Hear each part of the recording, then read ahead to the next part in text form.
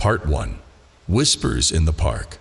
The town of Blackthorn was one of those quiet, forgotten places where time seemed to slow down, a place where people could pretend that everything was normal. On the surface, there was nothing special about the town.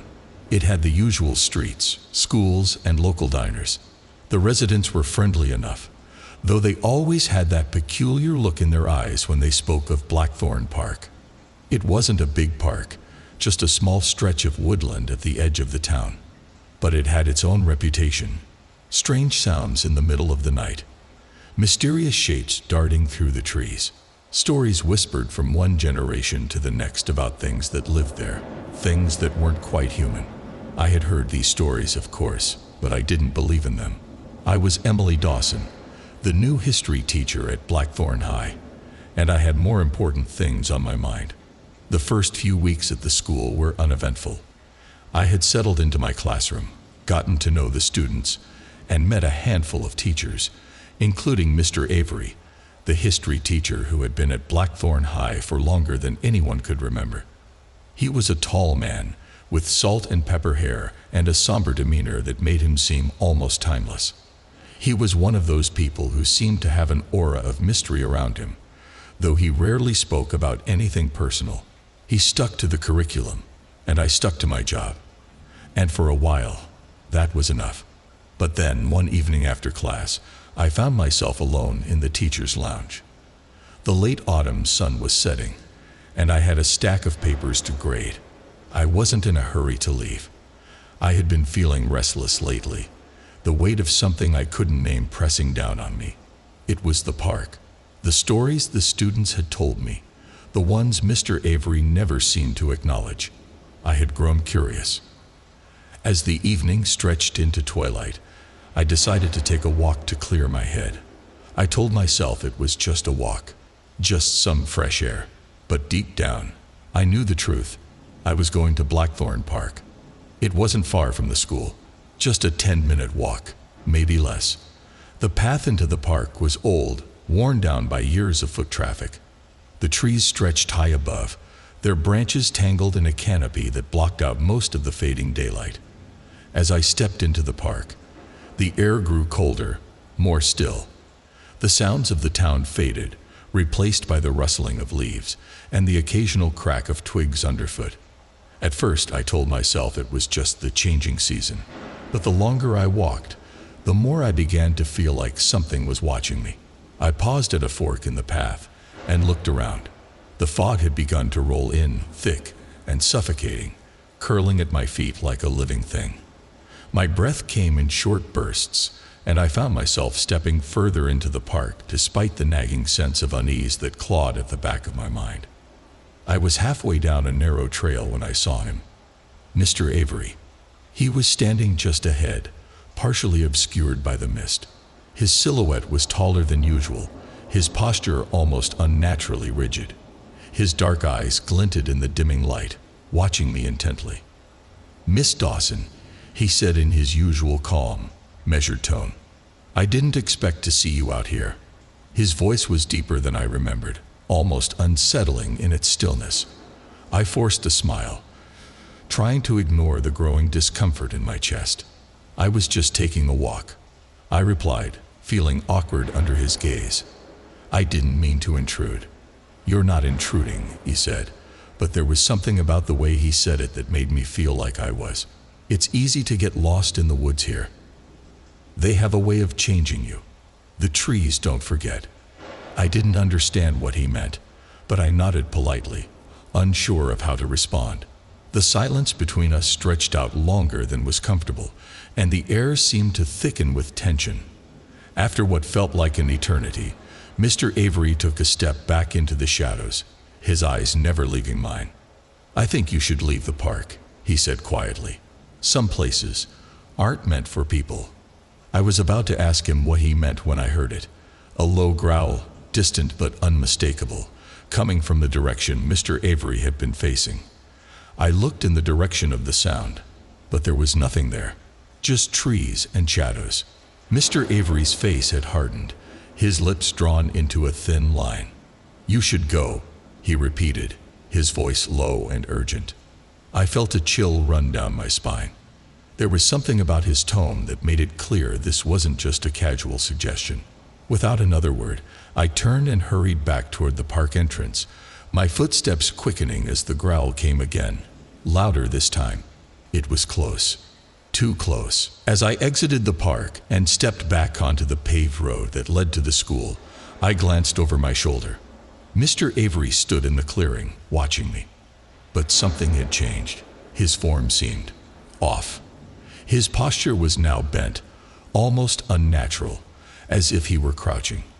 And his eyes, those dark, unblinking eyes, followed me until I could no longer see him in the fog. I didn't look back after that. I just kept walking, my heart pounding in my chest, my thoughts racing. The air around me felt colder than before, and for the first time since I'd arrived in Blackthorn, I was scared. Really scared. What had I just walked into? Part 2. The change beneath the surface. The following days were heavy, each one dragging on as I tried to convince myself that I had imagined the things I'd felt in Blackthorn Park. After all, Mr. Avery had given me no explanation, and the growl I'd heard could have been an animal, a coyote maybe. The trees themselves, especially this time of year, had a way of playing tricks on the mind. The fog, the sounds, it was all normal, right? But every time I tried to dismiss it, something inside me rebelled. I couldn't shake the feeling that something was wrong, that something had changed. The familiar streets of Blackthorn now seemed darker, the shadows stretching unnaturally long at night. It felt like the town was hiding a secret, one that had been buried for years. And it wasn't just the park, it was the whole place. And then there was Mr. Avery. He acted like nothing had happened, as if our encounter in the park had been a normal occurrence. The next day at school, he seemed unbothered by our strange exchange. But I noticed things, small details that had always been there, but that I had never truly paid attention to. His movements were stiff, almost jerky, like he was consciously trying to hold himself together. His skin had a pale, almost sickly hue, and his dark eyes were shadowed by something deeper, something unsettling. I found myself avoiding him in the halls, but it was impossible to escape the nagging thought that he was always watching me, as if he knew I knew something, as if he was waiting for me to figure it out. It wasn't until a week later, after another long, grueling day at school, that I found myself walking toward the park once again. I wasn't sure why. Maybe I thought I could convince myself it was just my overactive imagination. Maybe I wanted to understand what had happened, to get answers. I shouldn't have gone back. The sky was already dark by the time I reached the edge of the park. The air had a biting chill to it, and the fog hung thick in the trees, rolling in like a wave. I hesitated, standing at the entrance, staring into the blackness ahead. Every part of me screamed to turn around, but curiosity, or perhaps something darker, kept me rooted to the spot. And then I heard it again. The growl. This time, it was closer. A low, rumbling sound that vibrated in my chest, making my breath catch. I froze, not knowing where to go, not knowing what I should do. I glanced over my shoulder, half expecting to see Mr. Avery, but there was no sign of him. Instead, there was something else in the trees. Movement, shapes shifting in the darkness. My heart began to race, my instincts screaming at me to run, but my feet remained glued to the ground. The fog parted for a moment, revealing a tall, shadowy figure at the far end of the path. It was Mr. Avery, or at least it looked like him, but there was something wrong about the way he stood, something that made my blood run cold. His silhouette was hunched, his shoulders trembling in a way that seemed unnatural. He was too still, as though he was waiting for something or someone. I called out to him, my voice breaking the silence. "Mr. Avery, is everything okay?" His head turned slowly toward me, and for a brief moment, I thought I saw something else, something not human, in his eyes. A flicker of gold, of light that shouldn't have been there. His lips curled into a smile, but it wasn't a smile I recognized. It was too wide, too hungry. "You should go," he said, his voice deep and low. It almost felt like the words weren't his own. "The park isn't safe tonight." I didn't know what to do. Part of me wanted to turn and run, but another part of me was frozen in place, drawn to him, unable to look away. My mind raced, and then it clicked. The way he had spoken to me that first night, the way he had warned me. It wasn't just a cautionary note, it was a plea. He wasn't himself anymore. Before I could say anything, he stepped backward into the fog, his movements jerky and unnatural, like a marionette being pulled by invisible strings. And then, he was gone. I stood there in the dark, my breath shallow, my chest tight with fear. It was like a nightmare, the kind where you're unable to scream, unable to move. I took one step back, and then another, my mind screaming at me to leave before whatever had taken Mr. Avery took me to. But as I turned to flee, a sharp, piercing howl cut through the air, so loud and guttural that it felt like it was coming from the depths of the earth itself. My heart slammed in my chest as I sprinted toward the exit, the sound of my own footsteps mingling with the howl, which seemed to be chasing me, hunting me. I didn't stop running until I reached the safety of my car, my hands trembling as I fumbled to start the engine.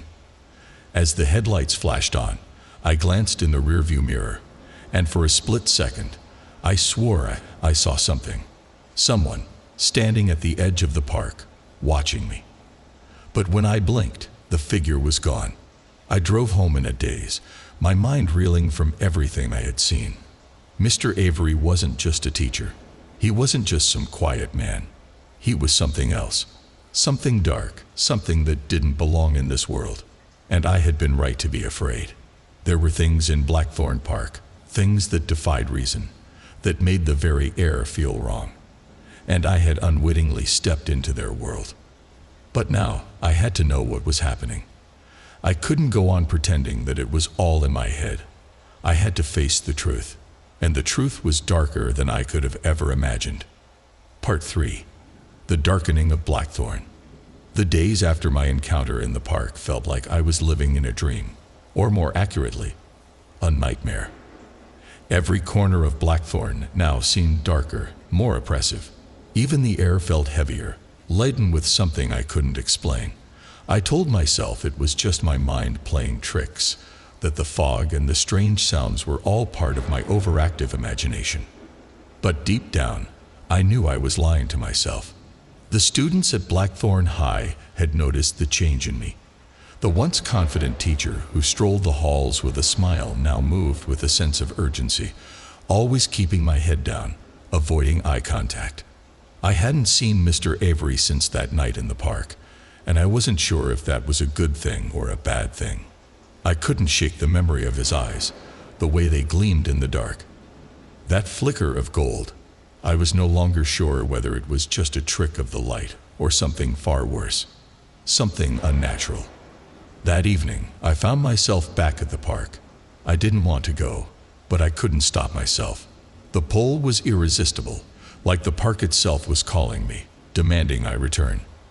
As I stood at the entrance, the familiar chill in the air sent a shiver down my spine. The mist had returned, thicker than ever. I swallowed hard, my fingers tightening around the strap of my bag as I stepped into the woods once more. It was darker tonight. The trees loomed higher, their gnarled branches reaching out like twisted hands, as if the park were alive, watching me with 1,000 unseen eyes. The path ahead seemed endless, the shadows thick enough to swallow me whole. My footsteps were the only sound, and the further I walked, the more everything seemed wrong. The world felt muffled, distant, as though I were walking in a place that wasn't quite real. I had made it 100 feet into the park when I heard it again. The growl.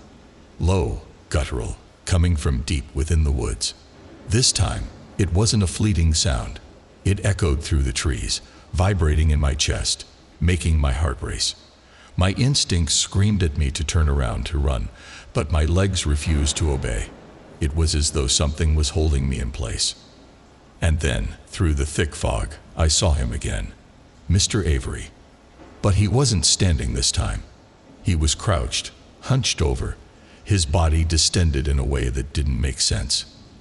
His hands, no, his claws, were buried in the earth, digging into the soil as if he were trying to pull something from beneath the ground. His face, though partially hidden by shadows, was twisted in a grotesque expression. His eyes burned with that same unnatural light. The flicker of gold, the hunger. "Miss Dawson," he said, his voice no longer calm or measured. It was raw, primal, like the growl of an animal. "I told you to leave." But it wasn't just his voice anymore. There was something else there, something deep and feral, like it came from the very bones of the earth. A low, menacing growl resonated with his words, as though whatever was inside him was trying to break free. My breath caught in my throat. I stepped back, my heart pounding in my ears. This wasn't Mr. Avery anymore. This was something else. Something wrong. Without thinking, I turned and ran. My legs moved faster than they ever had, my body fueled by pure terror. I didn't look back, but I could feel it. It was following me. The growl was louder now, a deep rumble that seemed to come from all around me, reverberating in my bones. It was like the park itself was alive, hungry, trying to swallow me whole. I could hear the sound of something heavy crashing through the underbrush behind me, something moving with unnatural speed. The shadows in the trees seemed to shift, twisting and warping as if they were alive, reaching out to grab me. I stumbled, my foot catching on a root, and I fell to the ground. The world around me spun, but I forced myself to scramble to my feet. I had to move. I had to escape. Then, from somewhere deep in the woods, came a howl, a sharp, agonizing sound that split the air like a knife. It was a sound that pierced through me, freezing me in place. The howl was familiar now. It was the sound of the beast, the thing that had taken Mr. Avery. But there was something else in that howl, something more human, a cry of pain, of desperation. I didn't know what to think anymore. What had happened to Mr. Avery? What had he become? With every step, the trees seemed to close in around me, and the fog thickened, twisting and moving like it had a life of its own. It was suffocating. I could feel the weight of the darkness pressing down on me, and the ground beneath my feet seemed to shift, as though it were trying to pull me under. The park was alive, and it wanted me. I stumbled out of the trees and back onto the paved path that led to the entrance. The fog still clung to the edges of the road, and I could feel the darkness at my back, but I didn't stop. I ran as fast as I could, not daring to look behind me, my breath ragged and shallow. By the time I reached my car, I was shaking, my hands slick with sweat as I fumbled to unlock the door. I slammed the car into gear and peeled out of the parking lot, my heart still racing, my mind reeling from everything I had just witnessed. As I drove away, I glanced in the rearview mirror one last time. The fog had begun to lift, and I could see the outline of the park in the distance. But there, standing just inside the trees, was a figure, a tall, dark silhouette, the flicker of gold in his eyes.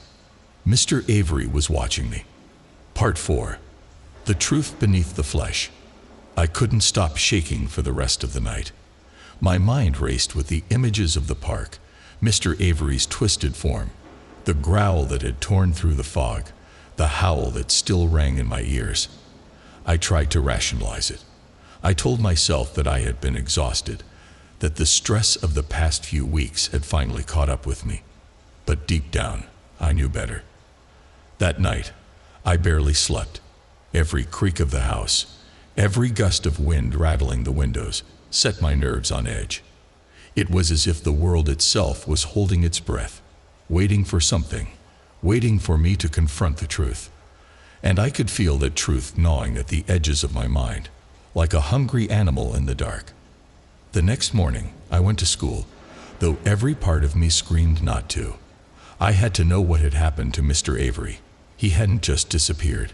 Something had happened, something far worse than I could have imagined. I had to find out what.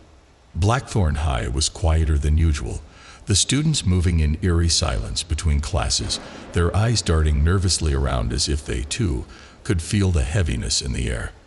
I found my way to the teacher's lounge, but there was no sign of Mr. Avery. I hadn't expected him to be there, but it felt wrong.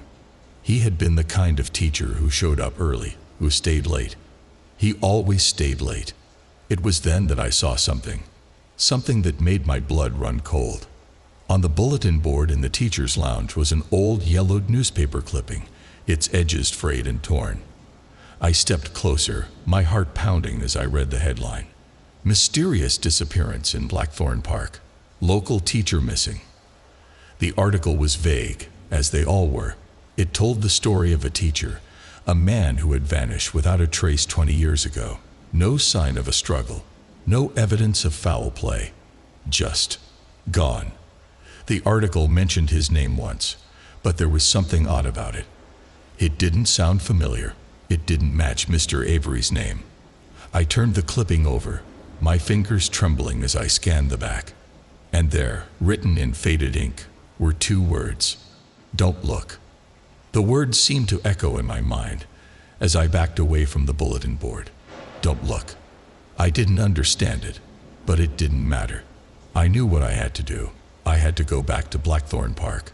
I had to confront whatever had taken Mr. Avery and discover the truth behind his disappearance. It was the only way to make sense of the nightmare I had stepped into. I grabbed my jacket and left the school, my heart thudding in my chest. The park was waiting.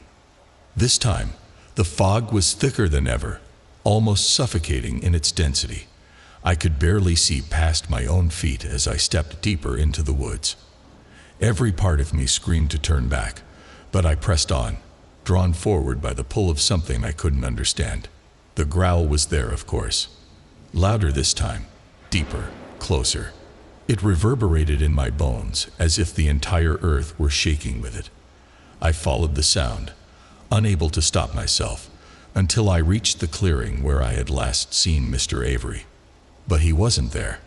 Instead, the ground was torn up, as if something had been buried beneath the earth and was now clawing its way out. The trees were twisted, their trunks bending at unnatural angles. The air was thick with a strange, pungent odor, like wet fur and decay. I stood there, my breath coming in shallow gasps, unsure of what I was seeing. The forest around me seemed to close in, the shadows stretching further, darker. And then, from the center of the clearing, a figure emerged from the mist. It was Mr. Avery, or what was left of him. His body was no longer human. It was something else, something monstrous. His face was elongated, his eyes now fully golden, glowing in the dark. His limbs had twisted into grotesque shapes, hands ending in claws, feet now massive and clawed as well. His mouth hung open, filled with sharp, jagged teeth that gleamed in the moonlight. His form was a fusion of man and beast, and the transformation was still happening. The air around him crackled with energy, like the very fabric of reality was tearing apart. "You shouldn't have come back," his voice rumbled, though it wasn't entirely his own. It was thick with growls, with snarls, as though a beast were speaking through him. "I had to know," I said, my voice shaking but defiant. "What happened to you? What are you?" He took a step toward me, and I could feel the ground tremble under his weight. "I'm what the park made me," he said, his voice low and haunting. "The park has always been alive, feeding on the fears and darkness of those who step inside. It changes you. It turns you into something else, something stronger." The pieces began to fall into place. Mr. Avery hadn't been taken by some unknown force. He had been changed, transformed by the very thing he had warned me about. And now it was my turn. The park wasn't just a place. It was a living entity, one that fed on its inhabitants, turning them into monsters, turning them into creatures like him. I backed away, my legs trembling beneath me. "No, I don't want this. I don't want to be like you." "You have no choice," he said, his voice a mix of pity and hunger. "Once the park calls you, it claims you. You'll never leave." I turned to run, but the shadows reached for me, pulling at my legs, at my arms, trying to drag me into the earth. I struggled, but the darkness wrapped around me like a suffocating blanket. The growls grew louder, louder, until they were all I could hear. And then everything went black. The next story, listen to it till the end. It will surprise you with its unexpected twist. Highway like cheats. The Texas desert at night ain't much to look at. Just an endless black stretch of asphalt cutting through the emptiness. The occasional neon glow of a roadside diner. A truck stop with flickering lights, maybe a coyote's eyes catching your high beams before vanishing into the brush. But mostly, it's just you, the road, and the hum of 18 wheels rolling against the pavement. That's where I spend my nights. Name's Clay Mercer. Been trucking long-haul routes for the better part of 20 years, mostly between Texas and New Mexico. Got a rig I call the Widowmaker, not 'cause she's dangerous, but 'cause she'll break your damn back if you don't know how to handle her. Midnight drives are my thing. Less traffic, more peace.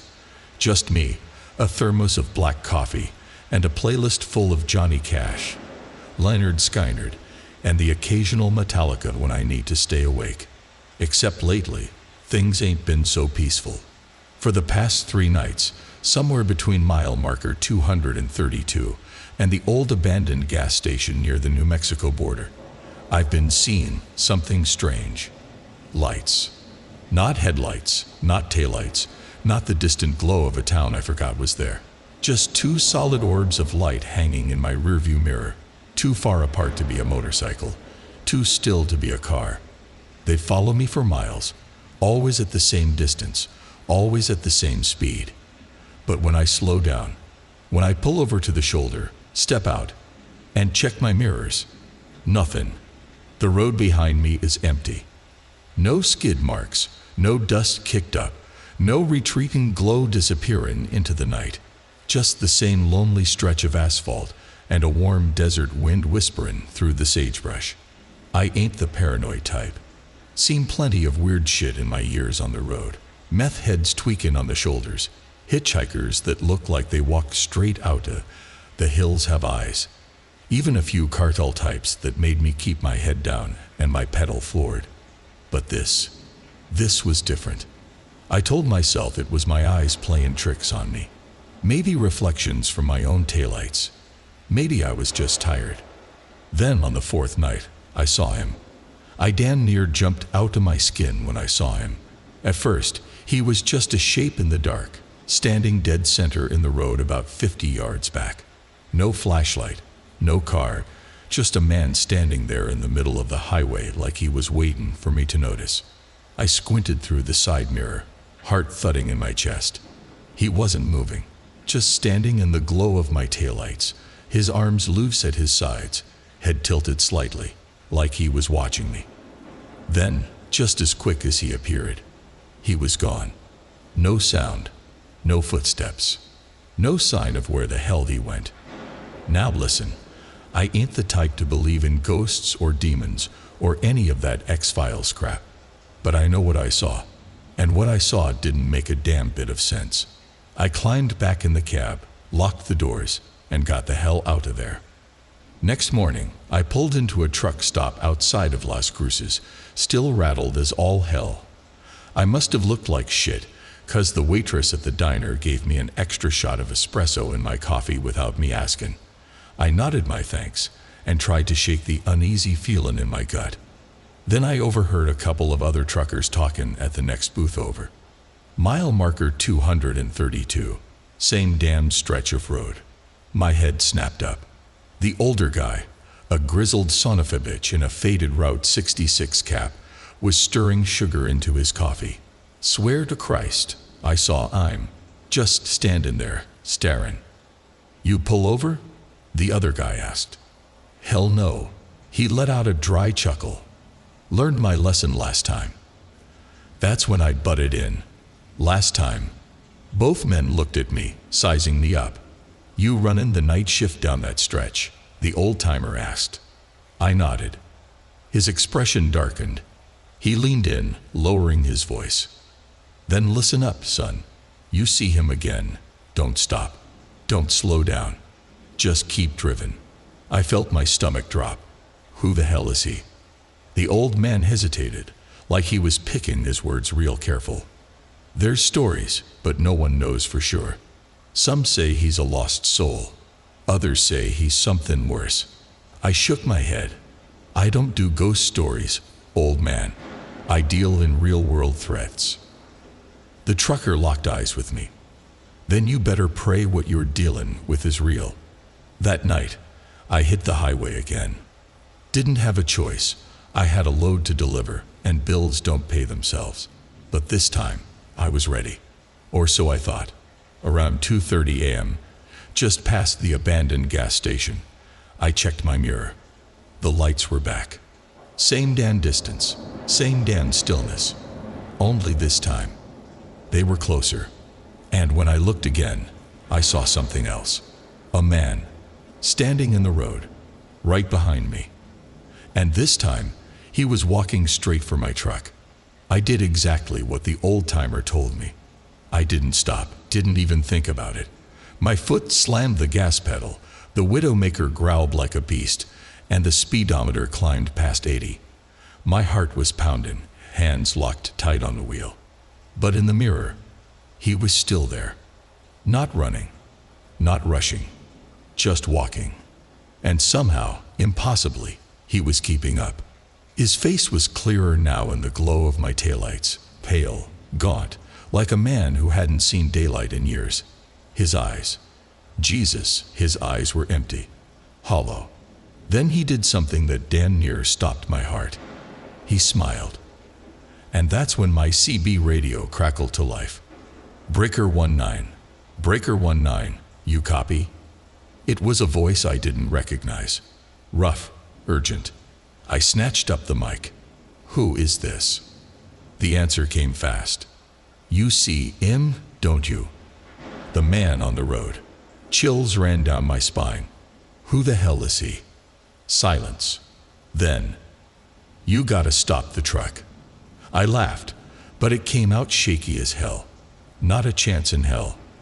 Listen to me. The voice was desperate now. I know what he is. I know what he wants. If you keep driving, you're dead, just like the rest of them. Something about the way he said that made my blood run cold. The rest of who? The radio hissed. Then, real soft. The other truckers who saw him. I didn't want to believe it. But the longer I drove, the more it started making sense. I'd heard stories about truckers vanishing on the job. Guys who just disappeared without a trace. Some were chalked up to bad weather, bandits, cartel ambushes. Others, no one ever figured out what happened. Now, looking in my mirror, watching that thing keep pace with my truck, I started to wonder if I was next. And then, just when I thought things couldn't get worse, my engine died. Everything. Lights, radio, power steering, gone in a blink. Widowmaker let out a final wheeze, then coasted to a dead stop. The night swallowed me whole. I sat there, frozen, listening to my own ragged breath. My heart was pounding so hard I could hear it in my ears. And then, a knock on my window. I turned my head real slow, and there he was, standing right outside my cab, one hand pressed against the glass. His skin looked wrong, too tight, too dry, like a leather hide stretched over bones. His lips barely moved when he spoke, but I heard him clear as day. You shoulda stopped. I lunged for my knife. Always keep one on the dash, just in case. But when I grabbed it and looked back, he was gone. Just vanished. Like he was never there. My headlights flickered back to life. My radio let out a burst of static, then settled. My engine roared to life, like nothing had happened. I didn't question it, didn't check my mirrors. I just drove. I made it to El Paso just after sunrise. Parked the Widowmaker at a truck stop, walked straight into the diner, and ordered the strongest damn coffee they had. Didn't speak, didn't eat, just sat there, staring at my shaking hands. Then I heard a voice beside me. You saw him, didn't you? I turned. It was the trucker from the CB radio. Weathered face, eyes that had seen too much. I didn't answer, didn't have to. He nodded, like he already knew. That stretch of road, he said, voice low, ain't no ghost story, ain't no legend. He slid something across the table, a photograph, a line of trucks wrecked and abandoned in the desert, and in the background, just barely visible in the dust, a man standing in the road, smiling. I looked up, but the trucker was already gone. Just like that, just like him. The next story, for its unexpected final, it's worth listening to till the end. Part 1. The Frozen Echo. Whispering Pines was never meant to be found. Not really. Not by anyone who wasn't supposed to be there. People who wandered into the park never came out. Or at least, that was the story. The stories that locals told. The ones that were whispered in hushed tones, usually around a campfire, or when the wind picked up and made the trees sway unnaturally, casting shadows that seemed to shift and move in ways that defied logic.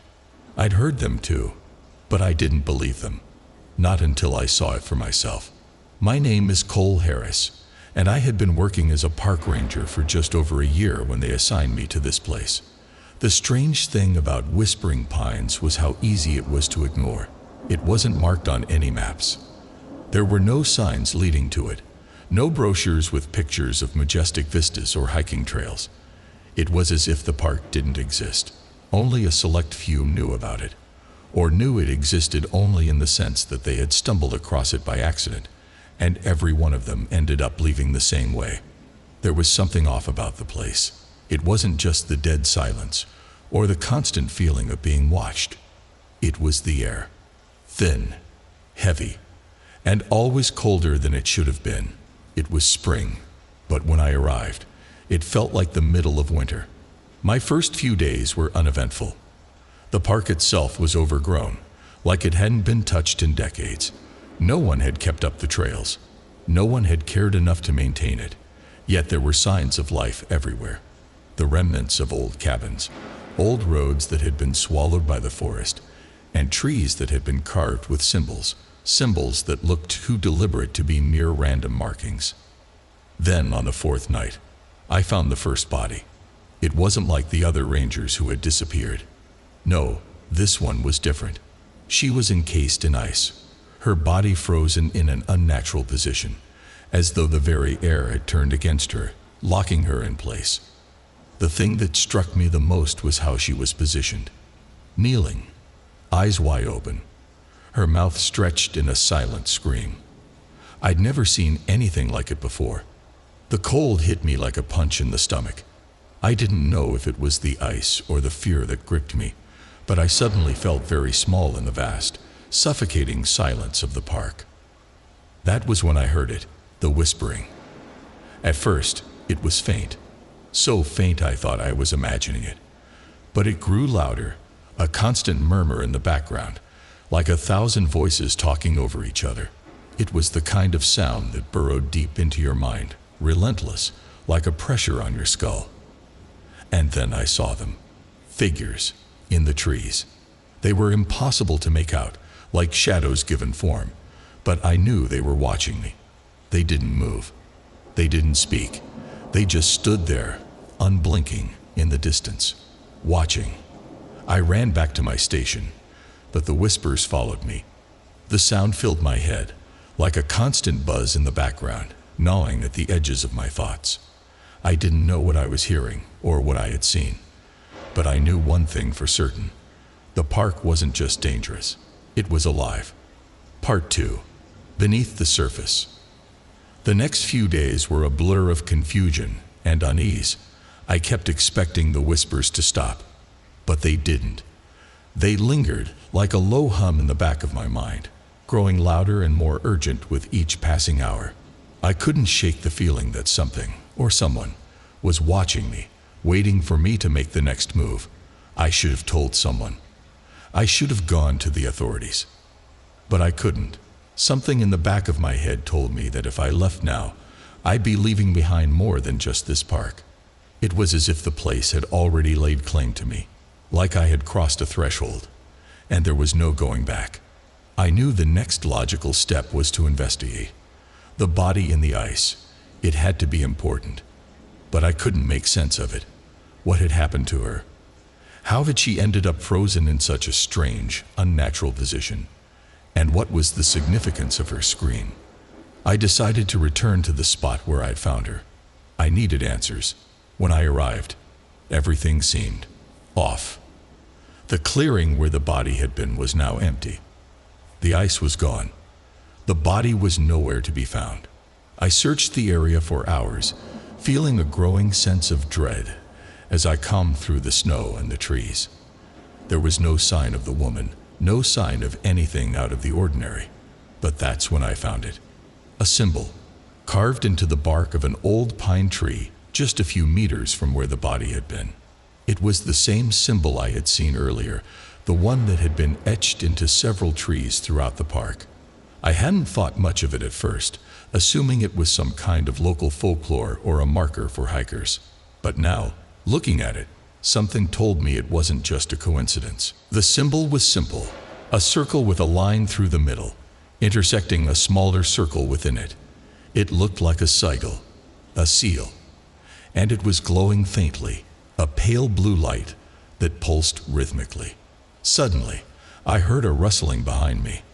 I spun around, heart pounding, my flashlight beam sweeping across the trees. "Hello," I called, my voice betraying the fear creeping up my spine. But there was no answer. Instead, there was a figure in the distance, a man dressed in the same ranger uniform as mine, though his clothes were tattered, his face obscured by a hood. He was standing at the edge of the clearing, watching me intently, but not moving. I hesitated. Something about him seemed wrong. His presence felt like a warning, a sign that I should leave, but I couldn't take my eyes off him. "Who are you?" I asked, my voice barely above a whisper. The figure didn't respond. Instead, he slowly turned and started walking away, deeper into the woods. It was like he was beckoning me to follow. Against my better judgment, I did.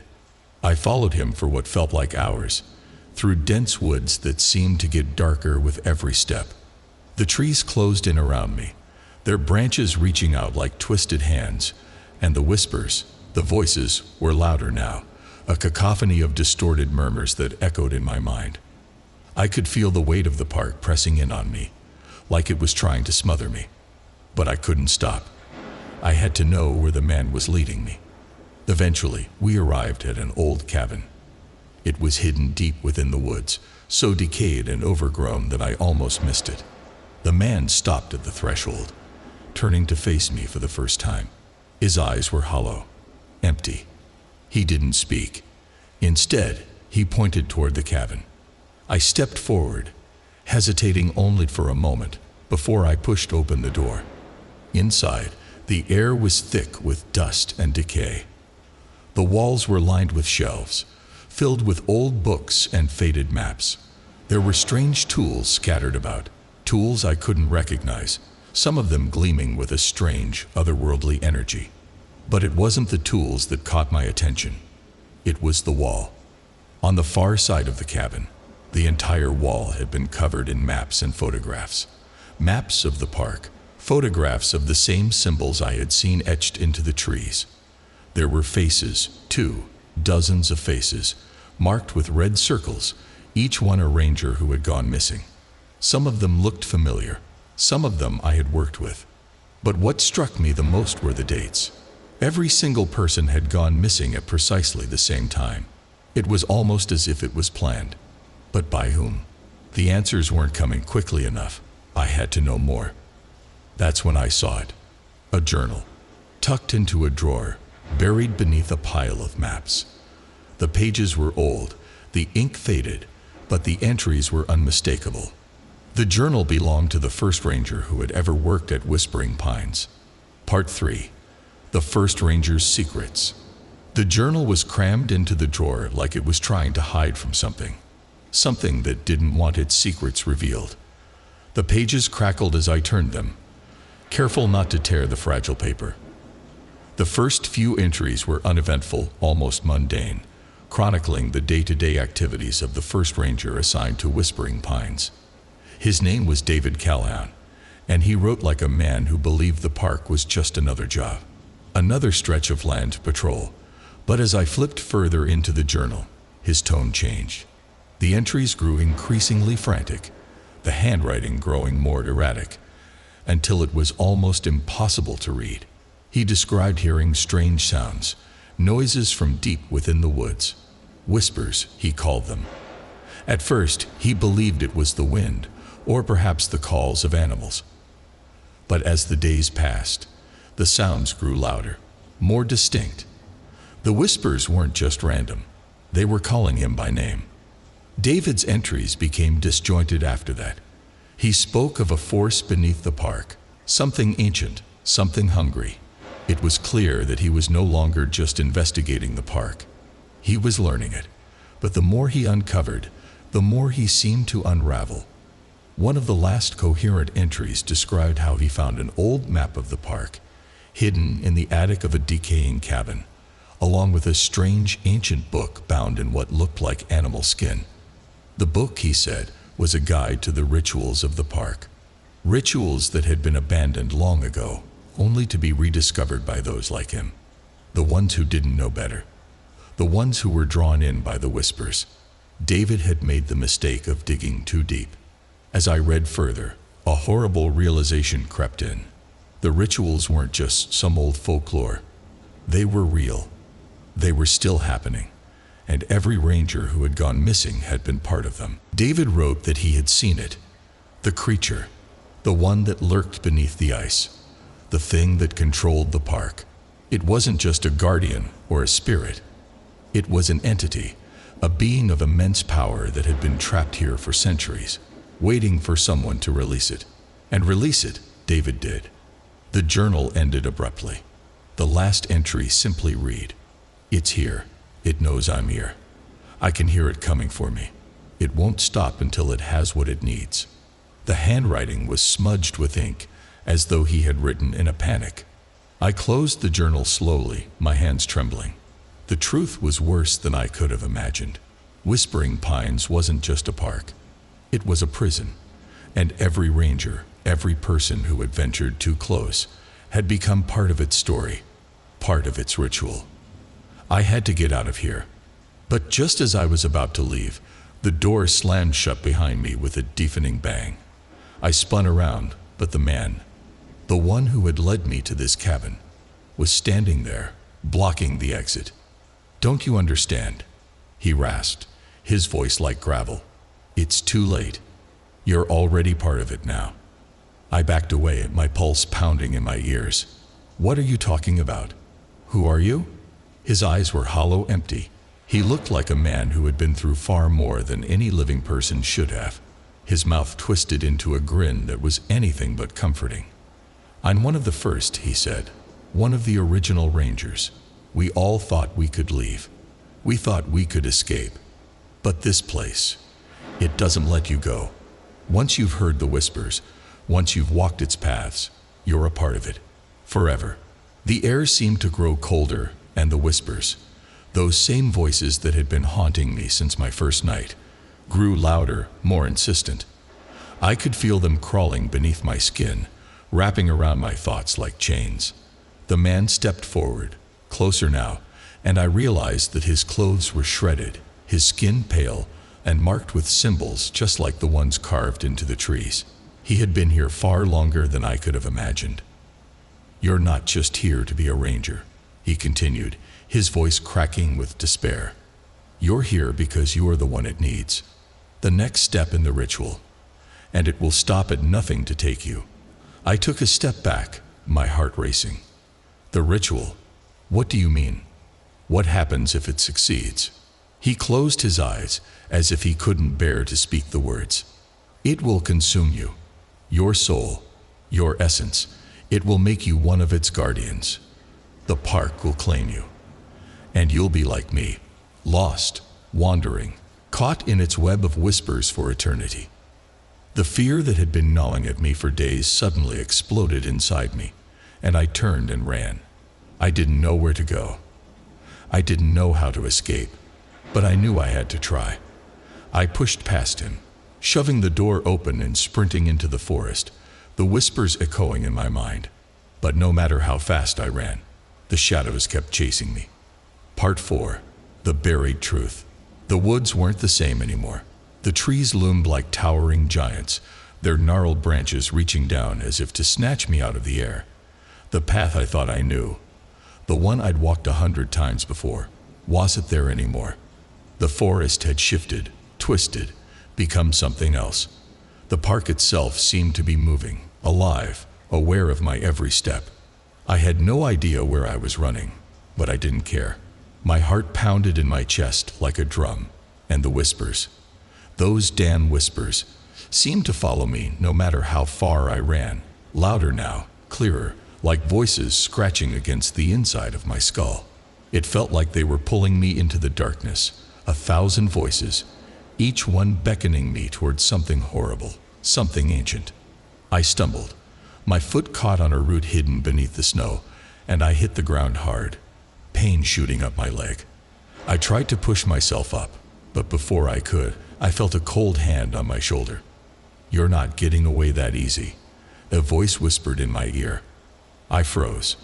It was him again, the man I had seen in the cabin. The same hollow-eyed figure. His cold breath brushed against my neck, and I could feel the weight of his presence, as if he were a part of the darkness itself. He had been following me this entire time, waiting for the moment to stop me, to drag me back. "Please, just leave me alone," I pleaded, desperate now. He didn't respond. Instead, he leaned in closer, his cold fingers gripping my shoulder tighter, the skin beneath my shirt freezing against his touch. "The whispers, they'd never stop," he muttered. "The park doesn't let you leave. Not unless it gets what it wants. And it won't stop until it does." I twisted out of his grip, pushing him away with all the strength I could muster. He didn't fight back, just stepped back, as if he were waiting for me to come to my senses. "You're too deep now, Cole. It's already marked you. You're part of the cycle, just like the rest of us." I could see it then, what he meant. The symbols that covered his body, the same ones carved into the trees, etched into the very bones of the forest. They weren't just markings, they were part of something. Something ancient, something dark. "You're the key," he continued, his voice barely a whisper against the howling wind. "The one it needs to complete the ritual." "Ritual?" I breathed, my voice shaking. "What are you talking about?" He smiled, a bitter, twisted grin that didn't reach his eyes. "The park, it feeds on souls. The ones who wander too close. The ones who are too curious. It has to consume them, take them, make them part of its endless guardians. The rangers, the visitors, they all become part of the park. And now, you're next." I couldn't breathe. The air around me felt like ice, the cold seeping into my bones. I needed to get away. I needed to find a way out. But the whispers were too loud now. They were everywhere, clawing at my mind, pulling me deeper into the woods. Suddenly, a crash. A limb snapping. My head snapped toward the sound, and I saw something moving in the distance. A figure. No, not a figure. Figures. Dozens of them. Rangers, but not like any rangers I had seen before. Their bodies were twisted, contorted, their faces pale and frozen like statues. Their eyes were wide open, staring into nothingness, their mouths gaping open in silent screams. They moved like puppets, their limbs jerking unnaturally with each step, their movements stiff and mechanical. One of them, the one at the front, was wearing a familiar jacket. The same park ranger jacket I had worn when I first arrived. My heart sank into my stomach. It was David. No longer alive, not truly. Just another piece of the park's endless cycle. Another lost soul trapped in its grasp. "You see," the man said, his voice growing softer. "There's no escaping it. No leaving. You're part of it now, Cole. And when they come for you, and they will, you'll join us. The park always claims its own." I staggered back, my mind a whirl of confusion and terror. There had to be something I could do. I had to break the cycle. I couldn't let it claim me. But as I turned to run, the shadows shifted. The figures began to move faster, closer. They were coming for me. I had no choice. I bolted. I didn't care where I was running anymore. My only focus was escape. The park had become a labyrinth, twisting, turning, changing with every step I took. The trees seemed to close in on me, the ground beneath my feet shifting like quicksand. And the whispers, they were louder now, clear as day, screaming in my ears, calling my name. I was losing my grip. The fear was suffocating. I was being pulled into the park's grasp, drawn into its endless night. But then I remembered something from David's journal. There was a place, a location marked on one of the maps he'd found, a place deep in the heart of Whispering Pines, where the ritual was said to begin. If I could get there, if I could destroy the heart of the park, maybe, I hoped, I prayed, I could stop it. It was my only chance. I pushed forward, ignoring the cold that burned my skin, the sounds that rattled my bones. I had to keep moving, had to find that spot before it was too late. The figures were getting closer now, their distorted faces glowing faintly in the darkness. And in the distance, I saw it. A clearing. A massive stone altar, surrounded by ancient carvings and symbols. I was there. But I wasn't alone. Part 5. The heart of the park. The clearing was vast, more expansive than I had ever imagined. The snow, thick and still, blanketed the ground beneath me, but it wasn't the snow that caught my attention.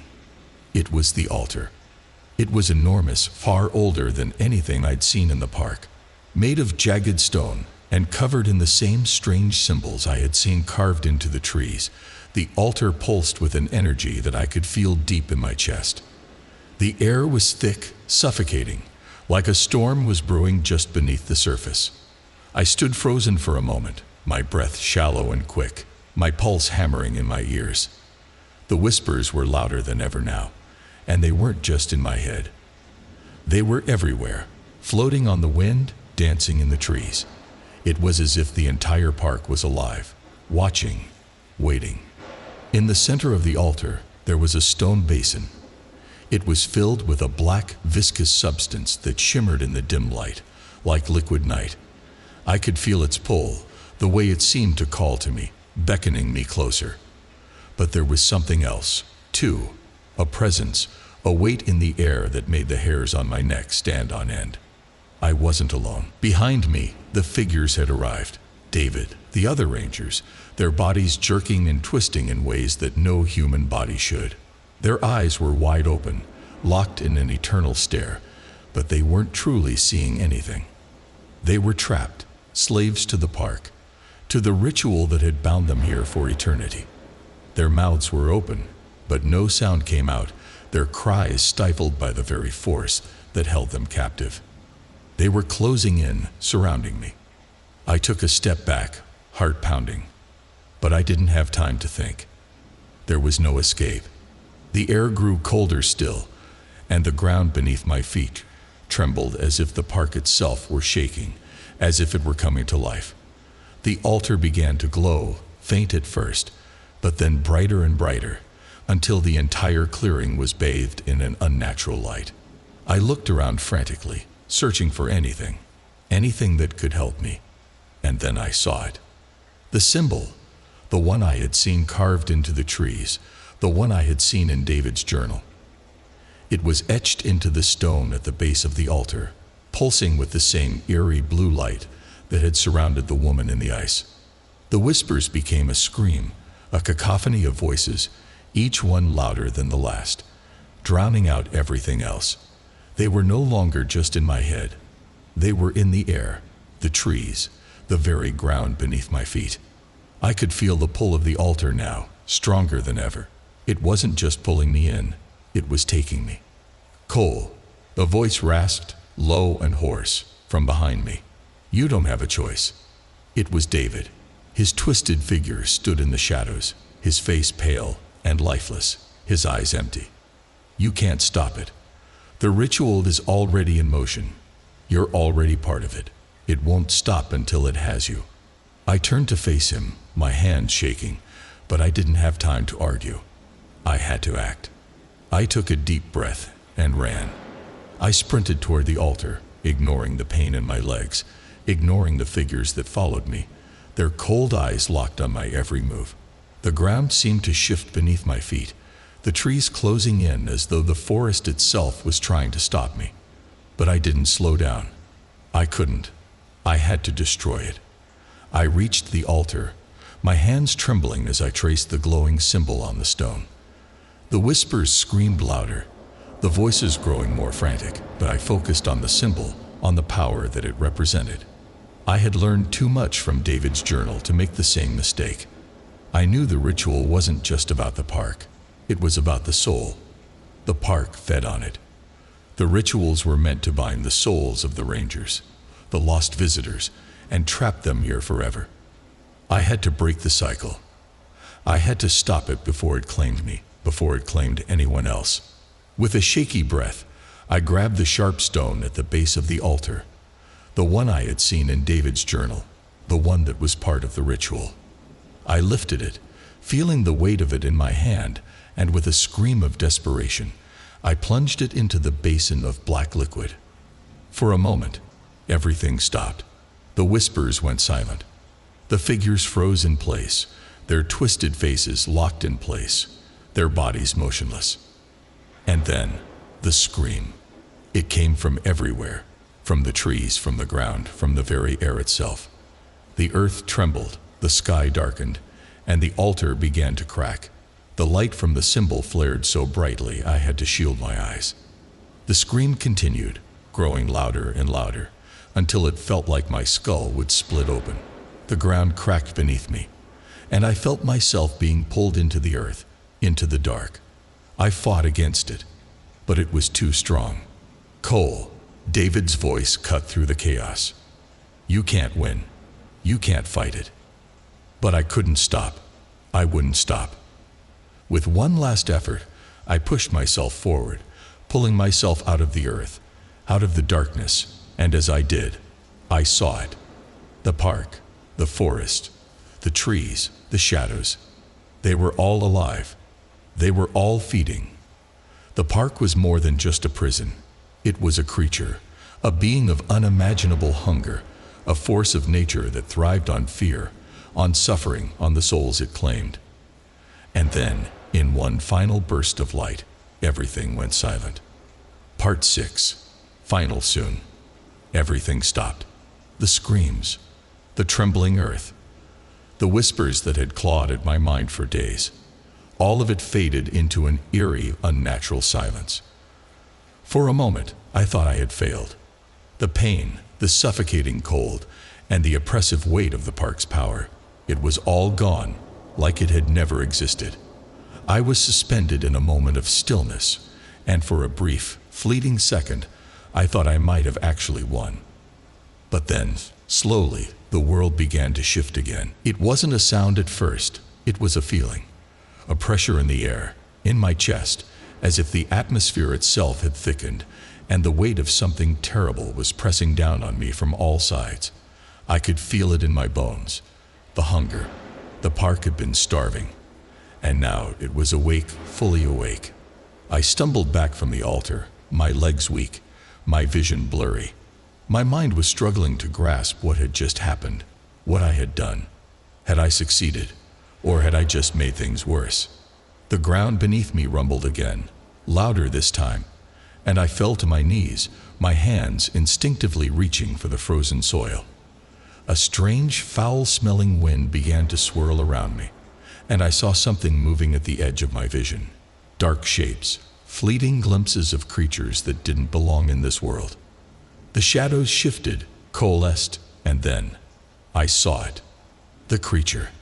It was huge, towering above me, its form barely recognizable as it slithered in and out of the shadows.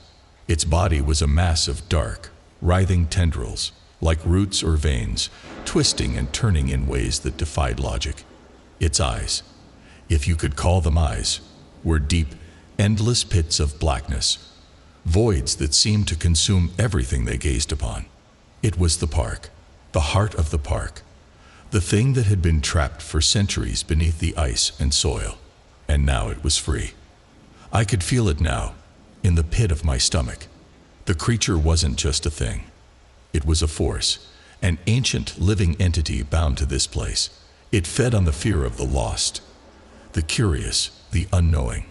It needed us to be afraid, to be trapped. It needed our souls to sustain it. Cole, the voice echoed through the forest. David's voice. But it wasn't just his voice anymore. It was the voice of every soul trapped in the park, every lost ranger, every victim who had ever stepped foot in Whispering Pines. They were all calling out to me, reaching for me, pulling me toward the creature. I could hear their desperation, their fear, and I realized, in that moment, what I had truly done. The ritual hadn't been stopped. I had merely triggered it. I had given the park what it wanted. The creature's eyes locked onto mine, and I felt a cold wave of dread wash over me. The whispers, the voices, they were no longer distant. They were in my head, in my very soul, clawing at me, filling every inch of my mind. The weight of their suffering, their endless agony, crushed me. I couldn't breathe. I couldn't think. All I could feel was the suffocating darkness. The creature advanced, its tendrils swirling around it like living shadows. It was coming for me. I had no choice now. I reached for the stone again, the one I had used to destroy the basin. But it was gone. The altar was gone. The ritual, the symbols, they were all fading. The creature was erasing everything I had fought for. It was taking control. It was rewriting the world, turning it into something that belonged to it, something it could feed on forever. But then, something shifted. A crack of light, a faint but undeniable light. I turned, and in the distance, through the trees, I saw her. The woman in the ice. She was standing there, not frozen anymore, not a figure trapped in time. Her eyes, those piercing, haunting eyes, were fixed on me. She didn't speak, but I knew what she was telling me. I wasn't alone. She had been a part of this. She had been trapped, just like me, caught in the park's endless cycle. But she had broken free. She had escaped the creature's grasp, and now she was offering me a chance. A chance to escape. I didn't hesitate. I ran toward her, pushing through the trees, ignoring the creature's screeching roar behind me. The ground beneath me cracked, the shadows reaching for my feet. But I kept running, my legs moving on their own, pulling me toward the light. I reached her just as the darkness seemed to consume the forest. And then, nothing. Cole's final battle against the creature reaches a stunning, heart-pounding conclusion. The fate of Whispering Pines hangs in the balance. Was it truly the end, or merely a new beginning for the park's eternal cycle? Would Cole escape, or would he join the ranks of the lost forever? This marks the end of the saga, but the whispers might still echo, leaving you to wonder what happens next. Part 7. The echoes return. I had run so far. My body ached, my chest burned with every breath. But the woman in the ice, the one I had seen trapped in the frozen lake all those days ago, was still there, waiting for me. Her figure shimmered, as if she were part of the very mist surrounding the forest, her presence calming, yet filled with an unspoken urgency. As I reached her, the world seemed to hold its breath. The creature, the park itself, screamed in frustration, its voice like the rustle of dead leaves. But the woman's eyes met mine, and I felt something shift in the air. The whispers were quieter now, distant, as if the park itself was retreating. For a moment, I thought it was over, that I was free. But I wasn't. The woman stepped closer, her face now clearer, the frozen veil around her dissipating like fog in the morning sun. She raised her hand, pointing toward the sky, and in that moment, I realized the truth. It wasn't just the park that had claimed us, it was her. "You don't understand, do you?" she whispered, her voice gentle, but tinged with a deep sorrow. "The park doesn't want your soul. Not anymore." I stared at her, trying to piece together what she meant. Her words didn't make sense. After everything I had been through, The terror, the struggle. How could the park not want me? It wants you, she continued, her voice growing stronger. You, Cole, you are the key. I stepped back, my heart hammering in my chest. The realization hit me like a bolt of lightning. I wasn't the victim. I was the cause. The woman, once trapped in the ice, had not been its first victim. No, she was the one who had set it all in motion. She was the park's creator, the one who had unknowingly birthed the cycle of suffering that had continued for centuries. Her death, her being trapped in the ice, was merely a part of the twisted ritual that had bound the forest to this endless loop. And now, as its creator, she was doomed to watch the park claim everything she loved, every soul that wandered too close. And as for me, I was the one who could break it. I was the one who could end it all, or I could be the one to continue the cycle. You see, she said softly, almost apologetically, this place feeds on those who are lost, on those who seek it, who crave the unknown. But it isn't just a force of nature. It is a force of choice. Those who enter the park must choose. You can fight it, you can try to escape, but the park will always come for you. It doesn't matter if you're scared. It doesn't matter if you run. The real question is, what are you willing to sacrifice? I felt a chill crawl up my spine. Sacrifice. Was that the choice she had made all those years ago? Had she too run like me? Had she tried to escape before realizing it was the park itself that controlled the fate of every soul that wandered through its gates? You are part of it now, Cole, she continued, the sadness in her eyes deepening. You were never meant to leave, but there is a way. The choice is still yours. You can let the park claim you, become part of the endless cycle, or you can destroy it. But know this, destroying the park means destroying everything it holds. It will erase everything.